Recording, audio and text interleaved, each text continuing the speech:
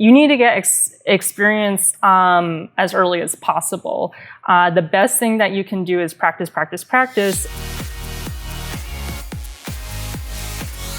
Hi, and welcome to Kelly, where we talk about our life, my life and your life. And through Kelly, we hope to inspire, have Michelle Caruso on the show today. She is a writer, director, and you have also spent time in the art department. You've been to film school, so you are a great person for our show, which is about education and really helping people to understand how one piece of the puzzle falls into another piece of the puzzle. And sometimes, like, I believe your goal has been to be a director, but it hasn't happened where you came out of film school and you were a director. So tell us about your journey and first of all, what are some of the shows that you've worked on in art department? You're an art coordinator.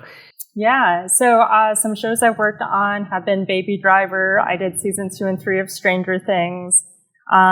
Did Fist Fight, Michelle Darnell starring Melissa McCarthy, that got renamed to be The Boss. And that was super confusing when we were working on it because my name's Michelle. So there was a lot of confusion between vendors and crew of like, if they just see the name of the show, they'll ask Michelle Darnell. And I'm like, well, that's the name of the show. My name's Michelle. So that was like a fun little confusing thing for everybody. But I actually went to school at University of South Carolina and studied media arts, which was our film equivalent. And as I was telling you, I was between that or College of Charleston for theater. And if I went that route, I would have done production design. But I realized my heart was always in film. For better or worse, I was sometimes a bit of a couch potato growing up, but I just really loved that type of storytelling. Not that I didn't read as a kid, that just wasn't as much of an interest for me, but I definitely have a good fantasy background. I'm a Harry Potter girl all the way. Right. So you have the imagination that I have a lot of people saying, don't go to film school, go to film school. Do you feel like it really benefited you? Would you go, if you had to do it again, would you go back? Right. So here are my pros and cons about film school. For me, I definitely didn't want to spend a ton of money going to something like, well, I don't want to. Yeah, a school. Yeah, exactly. We gotcha. So I went with what resources I had available to me, and I made the most of those resources. Good. And I think that you need to get experience as early as possible. The best thing that you can do is practice, practice, practice. And then what school gave me is more guidance and also the resources. I had people that were like-minded that wanted to make films and, a whole classroom full of them. And as well as the equipment. So that was a big shift that happened when I moved from South Carolina to Georgia. I lost kind of my film tribe, had to start over with that. Yes. You have to start over. Yeah, which is a challenge. And then you lose the free equipment. Right. So school is a great training grounds, absolutely. I will say, just keep learning. I think that starts at different points for everybody. Okay, I like that. I love that you say use the resources that you have, because some people are not going to have the resource to go to school. Some people are. Some people aren't going to have the resource to go to this school. They're going to have to go to that school. And yes, use the resources that you have. You started off as a PA, so you moved to Atlanta for the film industry, I'm assuming. How did you get on set for the first time as a PA? Yeah, so I actually talk about this a lot on my vlog. I have one as well. You can introduce that really. She also educates people about the film industry. So if you want to follow her, we follow you where? So my website is michelle-caruso.com, and that links to it's a blog and vlog. And I also have a whole page of resources on there. So the first one that I made was how to be an extra, because I think that's a great starting point for anybody.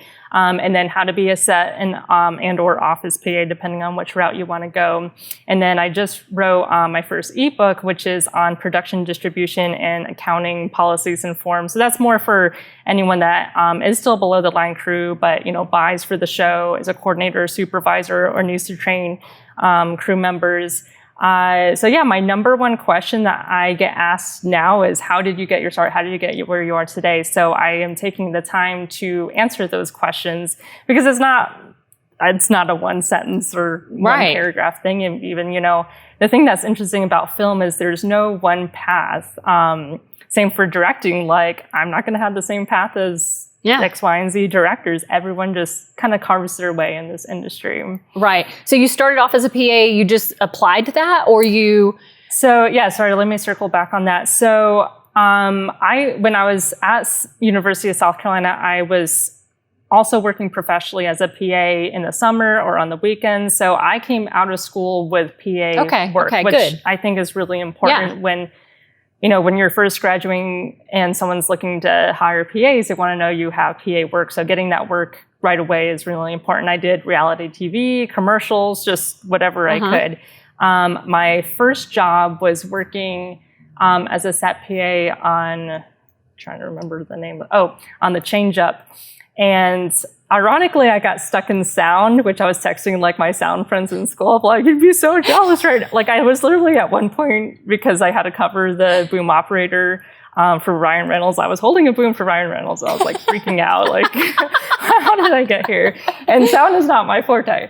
So anyways, it just was really cool. And so that was my very first job. I was a day playing PA, which means, you get hired on an as needed basis. So when you're starting out, that's probably what you'll do. And you need to just like really prove that you can do the job and be willing to learn. And it shows even ended up in the sound in the sound department, and that's not what you did. You can end up anywhere. It's just you got to be prepared in that moment. And the reason you're texting your sound people is because you knew enough to be there, right? Or you knew. Yeah.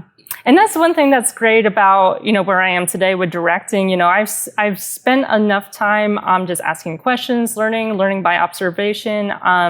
And I feel like that really shapes me to better be the head leader, because I feel like that's, as a director, you're leading all these heads of departments to one cohesive vision. So the more you can understand of other departments, I think can only help I say that to actors all the time. The more that you understand, because they're just like focused on acting. I'm like, no, you need to learn it all, because the more you understand what this person does and what you understand what they're going through, for one thing. So when they come to you and say, whatever it is, you don't get offended. You understand the job. As a coordinator, what's the difference between a coordinator and working set department? I mean, what's your responsibilities? Yeah, so with the art department, your hierarchy is production designer, who is the head of the department, then art director. Then you have graphic designer, set designer, and then I fall somewhere in that as art department coordinator.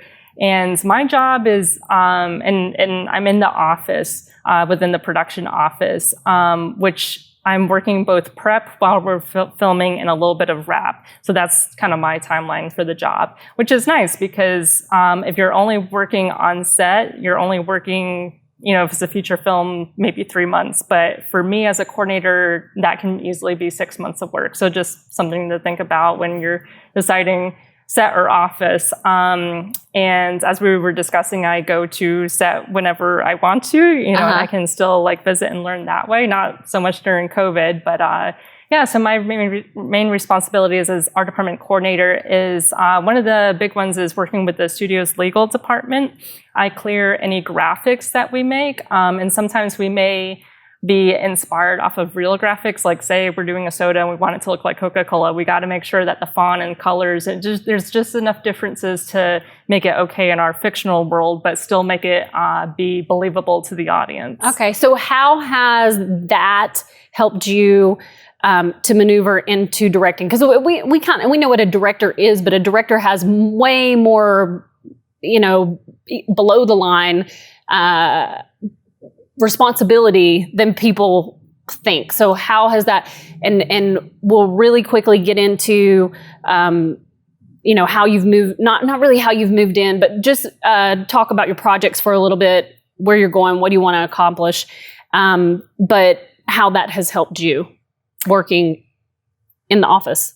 Yeah, so within the art department, another big part of my job during pre-production was research.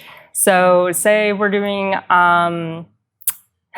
I'll use Stranger Things as an example. An 80s mall, that was like such a heavy research project. Wow. Between the storefronts and thinking about, kind of the umbrella of art. You have art props and set decks. So for props, especially within the food court, we wanted to know, what did those cups look like? What did the bags look like? And then for set dressing, what did the menus look like? And then all the store signage and making sure that was period appropriate, which was, of course, really important because there's such intense fans for that show, and you want to make sure that you're right. So that was like a big responsibility that we were all feeling, to get like a whole wing and a 2 stories part of a mall. It was a big endeavor for everybody. So with that, and this is part of my process for writing too, is doing research, because I think the more real things that you can sprinkle in, the more relatable and realistic it's going to be. And, so for the story I'm working on right now, I am in post-production, very close to being done on my next short film. Congratulations. Thank you. Called Behind the Screen. We shot it last year, pre-COVID, thank goodness. And it's landing about 13 minutes. So basically, it's a silent, short, modern-day short film. The only dialogue is via text messages. And basically, it's about a millennial girl who is feeling undervalued in this digital age where there seems to be endless options. So she's struggling to feel anything more than just another worker bee or just another fling. And what I'm working on right now is expanding upon that story to be a feature screenplay. And I'm actually working on it this weekend. I have the draft done. I'm just making it better and better, because with writing, part of rewriting is rewriting. Yes, yes. And getting feedback is huge. And I'm also part of a writer's room in Atlanta called Critical Crop Top.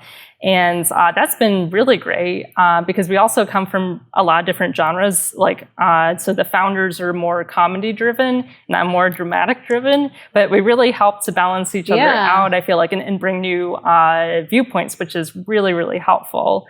Now, where do people find, because we found you through your website, where do people find you and follow your work? And from what I've seen, your work is really worth following. So, where do they find you? Yeah, I'm on Facebook and Instagram and YouTube. So, and with that, on my website, if you go on my website, I have a newsletter that people can sign up for. So it's definitely a new world for me, and I'm trying to figure out how much I'm sharing and how much I'm not. Because at the end of the day, I am trying to demystify the film industry. I'm slowly learning it myself. And the next step I want to do is, how do I go from basically rebranding myself from below the line crew to above the line as a writer director? And I feel like that's just another phase of the learning curve that I'm going through. But I did master the phase of how do you get in and have a thriving career. So that's, one thing I pitch all the time on my channel is how do you get connected and thrive in the film industry? Because there's hundreds of jobs in this, in the film industry. There's not just DP, director, and you can learn so much by doing those jobs. I will say the culture is very demanding. The hours are intense. It's not for everyone. So that will really test your resiliency and how passionate you are about this industry. Well, Michelle, I feel like I could talk to you forever. I really do. I feel like I'm and he's like, oh, we're done. Okay. Thank you so much for being with us. We want to follow your work. When you are completed, come back. Let's talk deeper in detail. This is an introductory to our show on who you are. So thank you so much. And we hope that this segment educated and inspired you.